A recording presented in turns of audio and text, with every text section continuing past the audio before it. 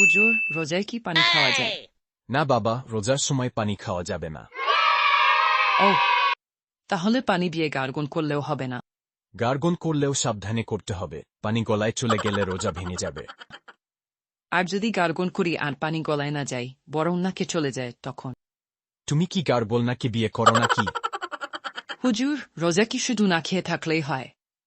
না, খারাপ কথা, কাজকর্ম থেকেও বিরত থাকতে হয়। তাহলে আমার ভাইয়া তো সারাদিন ঘুমায়, ওর তো পুরো প্যাকেজ রোজা হয়েছে। ভাইয়া যদি ঘুমিয়ে থাকতেও স্বপ্নে খারাপ কিছু দেখে, তাও সমস্যা। হুজুর, তাহলে ঘুমেও রোজা ভাঙে নাকি? ঘুমে না, কিন্তু ঘুমিয়ে থাকলে ইফতারের সেমাই মিস হয়ে যেতে পারে। হুজুর, আমি তো রোজা রাখি, কিন্তু মায়ের রান্না চেখে দেখি না, শুধু গন্ধ নেই। এটা কি চলবে? গন্ধ নিতে সমস্যা নাই, তবে রান্না শেষে কিমা আর একটু লবণ দাও বললে বুঝব তুমি চেখে দেখছ। না হুজুর, আমি শুধু জ্ঞান বিশেষজ্ঞ।